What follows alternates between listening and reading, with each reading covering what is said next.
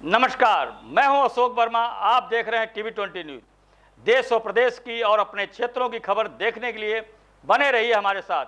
अब शुरुआत करते हैं खबरों का सिलसिला। नेहरू हाल में भारत रत्न कर्पूरी ठाकुर की 102वीं जयंती श्रद्धा व सम्मान के साथ मनाई गई।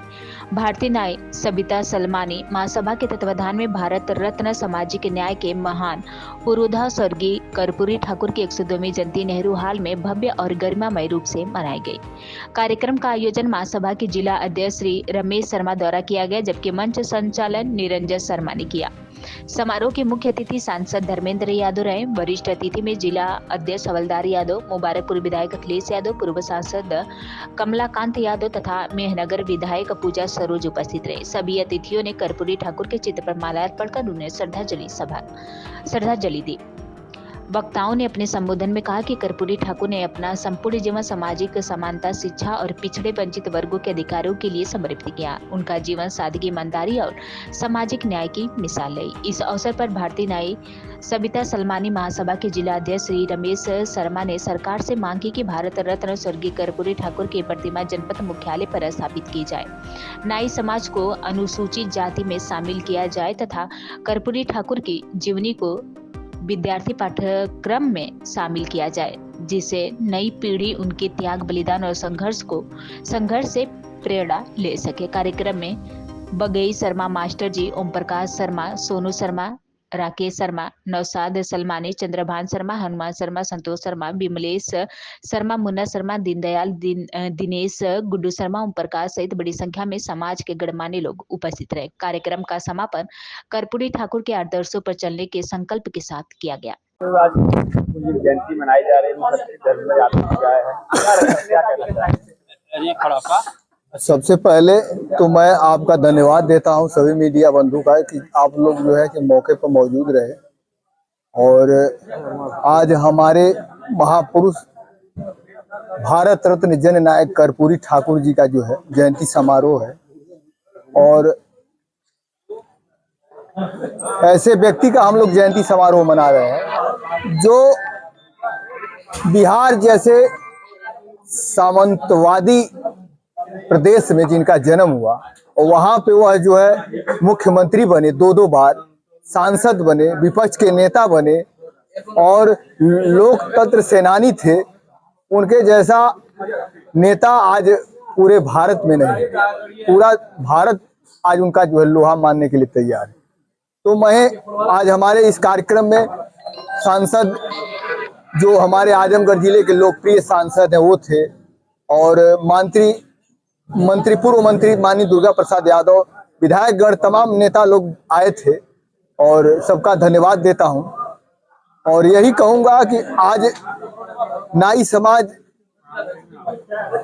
जो है जितना पिछड़ा हुआ है, यह बहुत ही दुख की बात है कि जो कर्पूरी ठाकुर जो राजनीति से आते हैं, लेकिन आज उन्हीं के वंशज, उन्हीं के जो है नाई समाज कहाँ पे है राजनीतिक क्षेत्र में। बहुत सोचने की बात है। आज एक भी नेता नहीं है। हम लोग किससे अपनी समस्या रखेंगे? आज कोई उत्पीड़न है, समस्या है, तो वही मैं कहूंगा कि सब पार्टियां जो है मौका तो सब लोग मनाते हैं, जयंती मनाते हैं, हर चीज करते हैं, लेकिन जब राजनीतिक भागीदारी की बात आती है तभी लोग करवट मार लेते हैं। तो मैं यही कहूंगा कि नाई समाज भी अब जाग चुका है और अपने हक अधिकार जब तक नहीं ले लेगा तब तक जो है पीछे नहीं हटेगा। देखिए, ये बीजेपी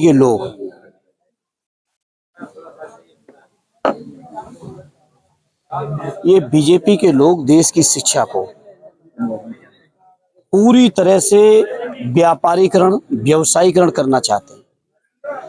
मैं समझता हूं देश के संविधान निर्माताओं ने, बाबा साहब ने जो कल्पना की थी, वो शिक्षा को सबसे महत्वपूर्ण विषय समझते हुए और एक कल्याणकारी राज्य में कल्पना की थी कि ये शिक्षा सरकार की जिम्मेदारी होगी और सभी को निःशुल्क शिक्षा या कम से कम खर्चे में शिक्षा देने की कोशिश होगी।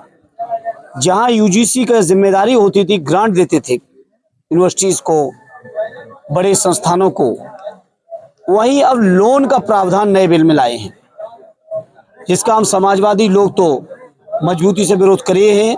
प्रस्तुत जिस समय बिल आया था उस समय भी हम लोगों ने विरोध किया था और आगे भी करेंगे, और ये बिल नहीं आना चाहिए किसी की। ये फॉरवर्ड लॉबी भी और बीजेपी के जो लोग वो भी इसका विरोध कर रहे हैं, इस पर क्या कहना? नहीं कर रहे हैं, अच्छी बात है, अभी तो वो करेंगे, क्योंकि बहुत सारे लोग जो बीजेपी के नारों में फंस गए थे, अब लोगों की आंखें खुल रही हैं, क्योंकि इनके नारे कुछ हैं, इनके काम कुछ हैं, इनकी नीयत कुछ है। बहुत सारे लोग थे नारों में फंस गए थे। हमारे उत्तर प्रदेश में बीजेपी 73 MP जीत गई थी, हम नारे में फंस गए थे, लोग बातों में आ गए थे। लेकिन लोगों की आंखें खुलेंगी समय के साथ, और लोग महसूस करेंगे कि बीजेपी के लोग कुछ चुनिंदा उद्योगपतियों के अलावा, कॉर्पोरेट घरानों के अलावा किसी के हित में कोई भी काम नहीं कर रहे हैं। ना वो शिक्षाविदों के हित में कर रहे हैं, ना किसानों के, ना बेरोजगारों के, ना बुनकरों के, ना व्यापारियों के, ना सरकारी कर्मचारियों के, ना संविदा कर्मियों के। वो किसी के हित में काम नहीं कर रहे। अब तो मनरेगा के माध्यम से हमारे मजदूर भाइयों को जो रोजगार मिल जाता था, उसको भी ऐसा बना दिया है कि आने वाले 2-3 साल के अंदर आप देखना ये स्कीम पूरी तरह खत्म हो जाएगी, क्योंकि राज्यों पे इतना पैसा नहीं है कि वो उसकी भागीदारी दे सके 40%। सर, आज अखिलेश यादव जी ने प्रेस कॉन्फ्रेंस करते हुए तो आदरणीय अध्यक्ष जी की मैंने भी प्रेस सुनी है, और उन्होंने केवल ये बात कही नहीं है, बल्कि इस बात के साथ ठोस तथ्य प्रस्तुत किए हैं। और मैं आज कह के जा रहा हूं आपके बीच, अगले कुछ दिनों के अंदर हम और अध्ययन करने के बाद आजमगढ़ में भी क्या क्या फर्जी हुआ है, आप सबको बीच में डॉक्यूमेंट के साथ हम आएंगे। ठाकुर जी जयंती मनाई जा रही है, मैं इस मौके पर उनको श्रद्धांजलि देता हूं और संकल्प लेता हूं, उन्होंने जो रास्ता दिखाया है लोगों के हक के लिए, गरीबों को न्याय दिलाने के लिए, उनको सम्मान स्वाभिमान का जीवन देने का जो रास्ता दिखाया है स्वर्गीय कर्पूरी ठाकुर जी ने, हम समाजवादी लोग उसी रास्ते पर चलेंगे। शंकराचार्य जी को लेकर के क्या कहना है? उनको साबित करना पड़ रहा है कि वही शंकराचार्य हैं, और उन्होंने योगी आदित्यनाथ जी पर भी बड़ा हमला बोला है और कहा है कि साधु के भेष में कुछ और ही है वो।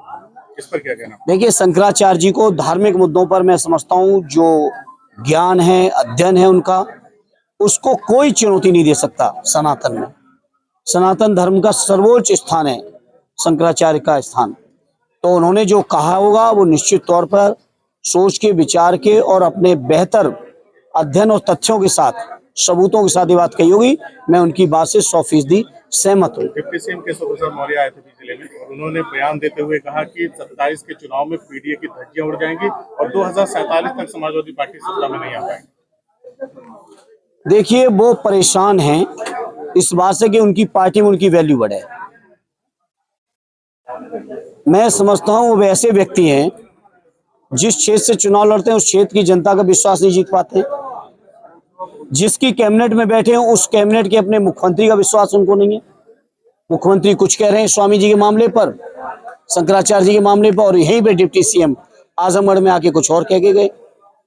तो वो भटक रहे हैं, उनको भटकने दीजिए। उनके भटकने में मुझे कोई इंटरेस्ट नहीं है, और वो इनकी बातें सब बेबुनियाद हैं, अपनी वैल्यू बढ़ाने का प्रयास है। शंकराचार्य जी के मामले में एक और बात कही जा रही है, जो बीजेपी के समर्थक आरोप लगा रहे हैं कि ये सपा की भाषा बोल रहे हैं, समाजवादियों के इशारे पे काम कर रहे हैं। इस तरह क्यों करेंगे समाजवादी को इशारों पर? क्यों करेंगे समाजवादी को इशारों पर? शंकराचार्य जी का जो स्थान है वो सर्वोच्च स्थान है। ये बात उनके बारे में नहीं कहनी चाहिए, वो किसी पार्टी विशेष से है, उनका स्थान है, वो गद्दी का स्थान है। वो क्यों हमारे लिए कहेंगे? इसको लेकर के जो तैयारियां चल रही हैं, क्या सिनेरियो है सर? आज 27 में हम समाजवादी लोग ऐतिहासिक समर्थन लेके जनता के बीच आएंगे, और उत्तर प्रदेश की कमान आदरणीय अखिलेश यादव जी के हाथों में होगी। और माननीय अखिलेश यादव जी ने घोषणा कर दी है कि वो इस प्रदेश के अंदर सामाजिक न्याय के राज्य की स्थापना